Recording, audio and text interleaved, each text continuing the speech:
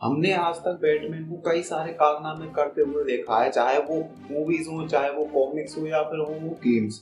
और उसके सबसे बड़े कारनामों में से पता है क्या आता है? सुपरमैन की दत्ती रगड़ना, वो भी बहुत गंदे तरीके से। हाँ, बैटमैन ने सुपरमैन को हरा रखा है, डार्क साइड को हरा रखा है, उसकी लेजर बीम्स को, जो है ना ओमेगा बीम्स जिन्हें बोल सकते हैं, उन्हें डॉज कर रखा है। तो भाई साहब, इतने बड़े बड़े कारनामे अगर उसने कर रखे हैं तो देखे तो सही आखिर वो है कितना ताकतवर। और इस वीडियो में हम यही जानने वाले हैं।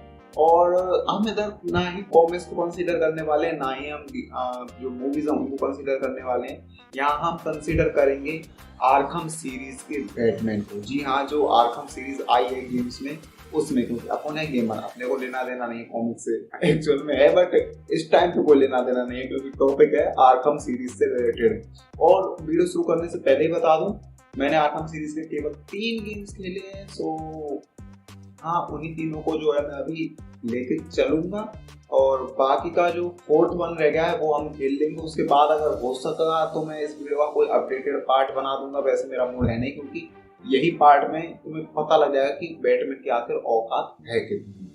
सो बिना किसी टाइम की बर्बादी के शुरू करते हैं फिर। सो अगर हम बैटमैन के बारे में बात कर रहे हैं और उसके आर्मर के बारे में बात ना करें, ऐसा हो नहीं सकता, क्योंकि आर्मर जो है वो बैटमैन को बहुत ही खास बनाता है। एक तो वो उसे खुद को प्रोटेक्ट करता है, प्लस वो दूसरों को डराने का भी काम करता है उसी आर्मर की मदद से। तो उस आर्मर के बारे में जान लो। आर्खम सीरीज में हमने देखा है कि उस आर्मर से पिस्टल की गोलियां उसका कुछ नहीं बिगाड़ पाती। यहाँ तक कि शॉटगन के जो बस्ट होते हैं ना, एक तरीके से जिसमें से 9 पैलेट निकलते हैं एक शॉटगन में से, जो गोलियों के टाइप होते हैं, वो तक उस आर्मर का कुछ नहीं उखाड़ पाते, चाहे वो कितने भी पॉइंट ब्लैंक रेंज पे क्यों ना चले हो। उसके आर्मर पे वैसा टिंडे भी कोई फर्क ही नहीं पड़ता। और उसकी ताकत की भी बात करो ना इस गेम सीरीज में, तो तुम उसे कई जगहों पे दीवारों में से, पत्थर की दीवारों में से आर पार होते हुए देखोगे। तुम जमीन पे जो फ्लोरिंग है ना, मतलब जो वुडन फ्लोरिंग होती है, उसको यूं ही तोड़ते हुए देखोगे जैसे ये कुछ है ही नहीं इसके सामने, बस कागज का ढेर बना दिया, उसमें से होकर के जैसे आर पार हो रहा है। तो बैटमैन को इस सीरीज में इतना ताकतवर दिखाया गया है। और यही नहीं, यहाँ पर हम देखते हैं कि बैटमैन जो है तलवारों को यूं ही बड़े आराम से 2 टुकड़ों में तोड़ दे रहा है।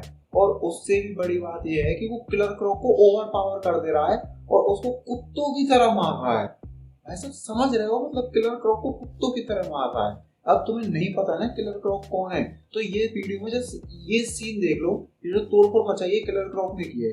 और बैटमैन ने उसे ओवर पावर करके उसको लिटा करके वैसे बहुत गंदा कुत्ता बना है उसका।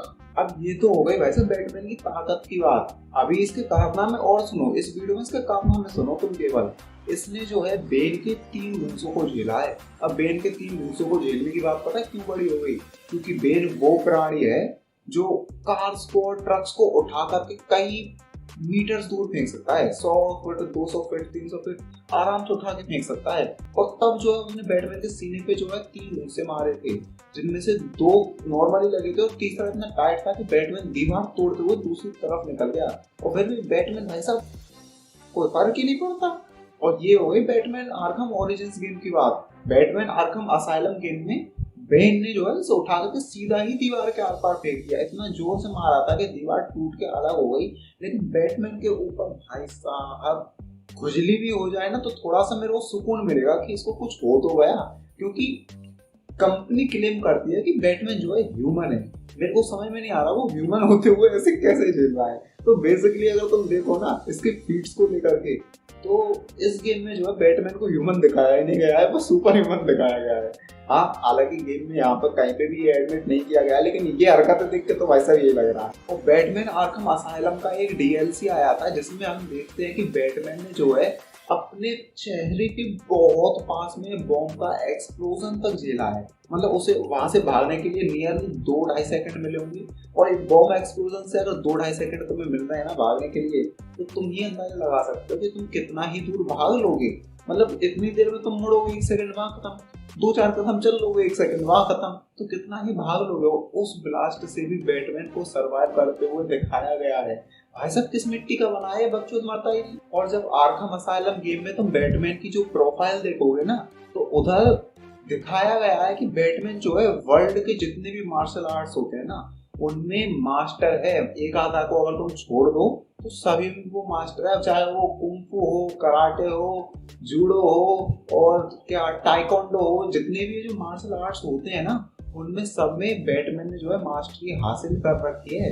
अगर एक आध को छोड़ दो, और तुम्हें बता दूं इस दुनिया में 100 के आसपास या फिर हो सकता उससे ज्यादा आसानी से मार्शल आर्ट्स होंगे, और बैटमैन ने उन सभी को मास्टर कर रखा है। तो अब समझ जाओ भाई सर, इसके आगे जाना मतलब मजाक हो जाएगा तुम्हारी हड्डियों के साथ। बाकी सवारी अपनी हड्डियों की खुद जिम्मेदार है। और इसी गेम में हमने देखा है कि बैटमैन जो है एक ही टाइम पे कई सारे 30-30 40-40 बंदों को एक साथ निपटा रहा है। और 30-40 बंदे काफी नहीं है, उसमें भी टाइटन फॉर्मूला से एनहेंस किए हुए बंदे होते हैं जो कि कहीं गुना ज्यादा पावरफुल होते हैं बैटमैन से, लेकिन फिर भी वो अपनी रफ्तार, अपनी ताकत और अपने दिमाग के चलते 30-40 बंदों को सिंगल हैंडेडली संभाल लेता है। उसको जरूरत नहीं किसी और की, फालतू बकचोदी नहीं चाहिए रे, टीम नाम की चीज चाहिए नहीं दुनिया में। अब बैटमैन की ताकत की बात हो, उसके आर्मर की बात हो, लेकिन उसके दिमाग की बात ना हो, ऐसा कैसे हो सकता है? क्योंकि दिमाग ही तो है जिससे वो प्लान करके सुपरमैन जैसे बंदे को रगड़ पाता है। हालांकि गेम में नहीं रगड़ा है उसने, टेंशन मतलब कॉमिक्स वगैरह में रगड़ा है, उसको हम फिलहाल साइड पे रखते हैं। लेकिन हाँ, उसका दिमाग में बहुत तेज है। और इसका अंदाजा तुम्हें बैटमैन जो आर्कम असाइलम गेम आया था ना, आर्कम असाइलम था नहीं, आर्कम सिटी जो गेम था, उसमें देखने को मिलेगा जहां मिस्टर फ्रीज के साथ जब बैटमैन की फाइट होती है, तो उसमें बैटमैन को जो है मिस्टर फ्रीज के खिलाफ हर बार कोई ना कोई नई टैक्टिक अपनानी होती है। क्योंकि अगर वो पुरानी टैक्टिक्स जो है कि थोड़ी सी लड़खड़ा गई, पुरानी चालबाजों से, हिंदी में आ जाते हैं थोड़ा सा पुरानी चालबाजों से अगर वो मिस्टर फ्रीज से लड़ने की कोशिश करता है तो मिस्टर फ्रीज उससे बहुत गंदा खेल देता है। तो बैटमैन को यहाँ पर हर बार कोई ना कोई नई जो है अपनी चालबाजी चलनी पड़ रही थी, और वो हर बार चल भी रहा था। तो इस चीज से तो उसके दिमाग का अंदाजा लगा सकते हो। और एक और एग्जांपल दूं तो रेश आल गुल, इस गेम में उसकी उम्र दिखाई गई थी लगभग 600 साल, और उसने 600 साल तक लड़ने की, लोगों को मारने की, काटने की ऐसी ट्रेनिंग ली थी।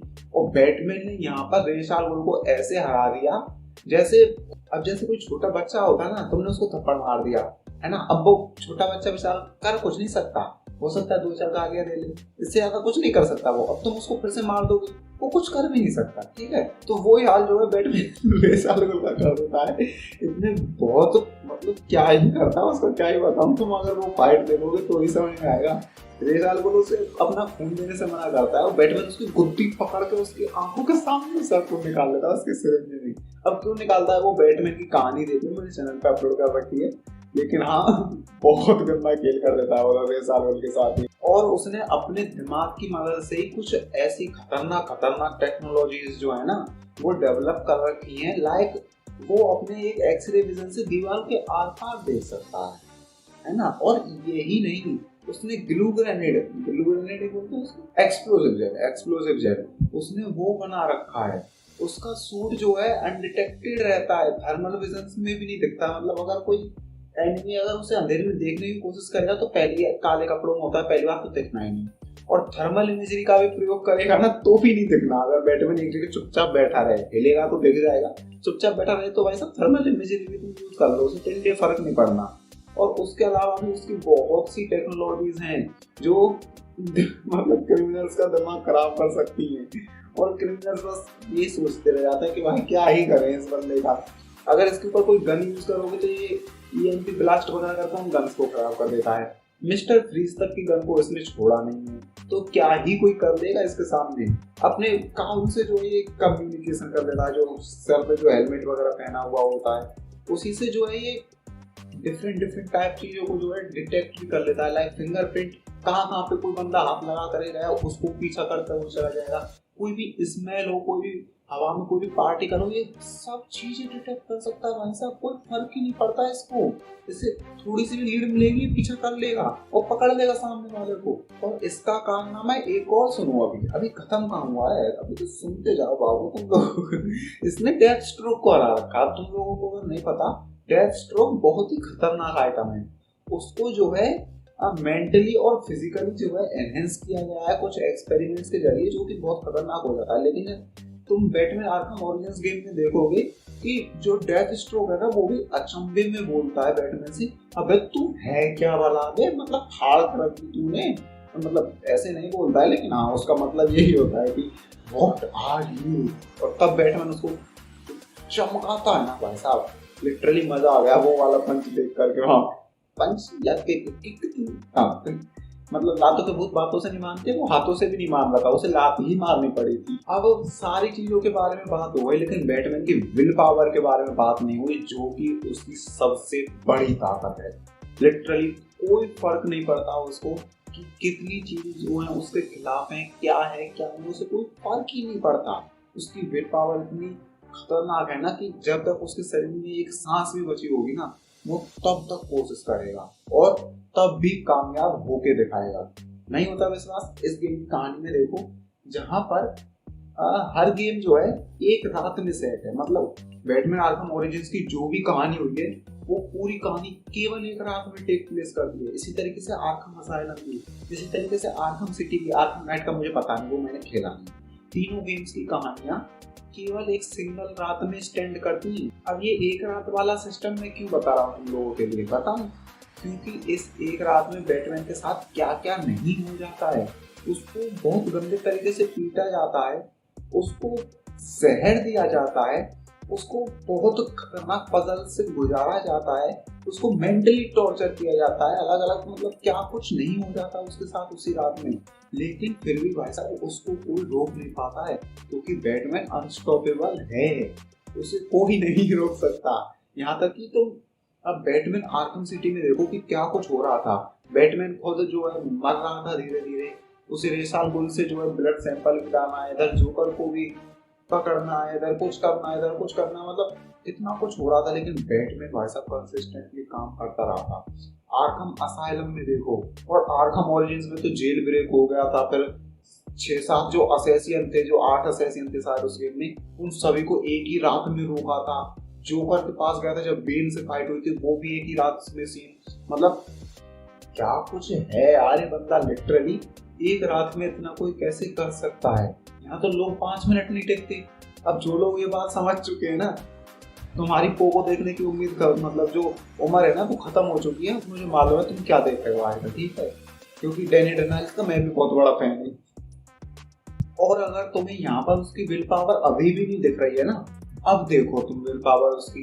यहाँ पर जो बैटमैन आर्खम असाइलम गेम था ना, उसमें जो स्केरक्रो था, वो बैटमैन को अपने फियर टॉक्सिन से जो है मतलब इंजेक्ट कर देता है, और तब वो जो स्केरक्रो है वो बताता है कि जितना मैंने फियर टॉक्सिन तेरे शरीर में अभी इंजेक्ट किया है ना, उस फियर टॉक्सिन की मदद से जो है मैं 10 से भी कम से कम 10 लोगों को होता है, कम से कम मैं 10 लोगों को तो पागल कर देता है गंदे वाला डरा डरा करके।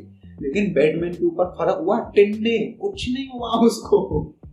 लिटरली स्केरक्रो की बुद्धि खराब हो गई, क्या आइटम है यार ये, 10 लोगों का सीरम इसके शरीर में एक साथ डाल रहा हूँ, अकेले बंदे को टिंडे फर्क नहीं पड़ रहा है, क्या ही चीज है ये। और जिन लोगों को नहीं पता है ना फियर टॉक्सिन क्या है, वो लोग बैटमैन बिगिंस मूवी देख लो, तुम्हें सब कुछ समझ में आ जाएगा कि कितनी खतरनाक चीज है।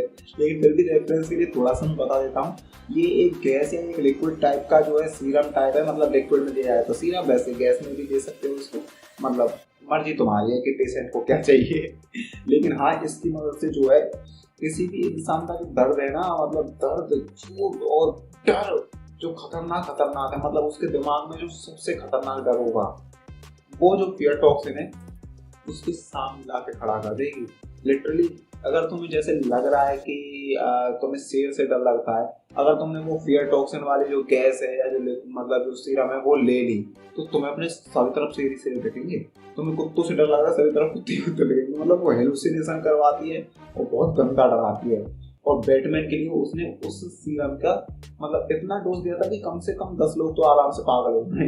और कम से कम बोला था उसने, क्योंकि उसे खुद नहीं पता कि उसने कितना डाल दिया उसके शरीर में। और अगर अब भी तुम्हें उसकी विल पावर समझ में नहीं आ रही ना, तो बैटमैन का एक और कारनामा देखो, जब बैटमैन को जो है जोकर मतलब गलती से, क्योंकि वो पुलिस कमिश्नर गॉर्डन को जो है वो करने वाला था इंजेक्ट उस टाइटन फॉर्मूला से, उस टाइटन फॉर्मूला की वजह से ना कोई भी इंसान अगर उसे ले लेता है तो वो बहुत ही जल्दी बहुत खतरनाक मॉन्स्टर में जो है तब्दील हो जाता है। लेकिन बैटमैन जो है वो फॉर्मूला खुद के शरीर में इंजेक्ट होने के बाद ही काफी देर तक रेजिस्ट कर दिया था। अब तुम लोगों को अगर ये बात समझ में नहीं आ रही ना कि ये बात आखिर कितनी बड़ी है, तो समझ जाओ कि तुम जो है अपने दिमाग से अपने शरीर के जो ट्रांसफॉर्मेशन है उसको रोक पा रहे हो। लिटरली लाइक ये सोचो कि तुमको जो है चक्कर आ रहे हैं, तुम्हारी आंखें बंद होने वाली हैं, बेहोश होने वाले हो, लेकिन तुम्हारा दिमाग जो है इतना ताकतवर है कि तुम अपने दिमाग से बोल दो कि बेटे अभी बेहोश हुआ तो तुझे टांगा तोड़ देनी है, और दिमाग जो है बेहोश होने से रुक जाए। तो इसी तरीके का कुछ मान लो जहाँ पर जो बैटमैन था उसका पूरा शरीर उस टाइटन सीरम की वजह से जो है मॉन्स्टर में तब्दील होना चाह रहा था, लेकिन बैटमैन जो है अपने दिमाग की मदद से उसके ऊपर रेजिस्ट कर रहा था, उसने रोक दिया। और पूरे गेम में कोई भी उस जो टाइटन सीरम था ना उसको रेजिस्ट नहीं कर पाया था, लेकिन बैटमैन ने इतने आराम से संभाला जैसे कुछ है ही नहीं, मजाक चल रहा है। और यहीं तक नहीं, बैटमैन को इस गेम में हम जो है बुलेट्स को भी डॉज करते हुए देख सकते हैं, रॉकेट लॉन्चर्स तक को डॉज करते हुए देख सकते हैं। तो आप समझ जाओ कि उसका रिएक्शन टाइम कितना ही खतरनाक रहा होगा। मतलब कोई अगर बंदा ट्रिगर पे गोली, मतलब क्या बोल रहा हूँ अगर ट्रिगर दबाने वाला है तो उसको कितना ही टाइम मिलेगा रिएक्ट करने के लिए। फिर रिएक्ट करने के बाद उसे, मतलब एक बार तो उसने देख लिया, अब उस पर रिएक्ट करना है, उधर से हटना भी है, कितना सा टाइम मिलता होगा, लेकिन फिर भी बैटमैन बड़े आसानी से डॉज करता है, रॉकेट लॉन्चर्स को आसानी से डॉज करता है। अब और छोड़ो, उसने सोलोमन ग्रेंटे को कितने गंदे तरीके से पीला था, वो नहीं देखा क्या तुमने उस गेम में आर्खम सिटी में? भाई साहब बहुत ही ज्यादा बेडस दिखाया। अब देखो इतनी अगर मैंने तारीफ कर दी है Batman Arkham Origins, Arkham City, Arkham Asylum and Arkham Knight game में जो बैटमैन दिखाया गया है उसके बारे में, तो अब तक तुम समझ गए होगे कि इस गेम, ये जो गेम सीरीज है ना, इन गेम सीरीज में मतलब बैटमैन को नाम का ही ह्यूमन दिखाया गया है, एक्चुअल में वो ह्यूमन है नहीं इस गेम में, उसे सुपर ह्यूमन कहना सही रहेगा। वैसे गेम की डिस्क्रिप्शन कहीं पे भी ये नहीं लिखती कि वो सुपर ह्यूमन है, लेकिन हाँ ये कारनामे देख करके यही लगता है। और बाकी तुम बताना मेरे को कमेंट सेक्शन में कि तुम्हें क्या लगता है इस वर्जन की बैटमैन को देख करके। मेरे लिए तो ये टोटल बैड है। और हाँ, बैटमैन आर्खम नाइट भी जब हम गेम खेलेंगे तो उसमें तो भाई साहब हो सकता है कुछ अलग ही कांड करते हुए मिल जाए, क्योंकि वो जो है सीरीज का फाइनल गेम है। तो हाँ, बैटमैन आर्खम नाइट गेम भी हम खेलेंगे चैनल पे, लेकिन फिलहाल के लिए उसके बारे में हम बाद में बात करेंगे। इस वीडियो में हम बात करते हैं इस वीडियो को खत्म करने की। मिलते हैं किसी और वीडियो में, तब तक के लिए अपना ख्याल रखना, अपने अपनों का ख्याल रखना। मेरी तरफ से टाटा।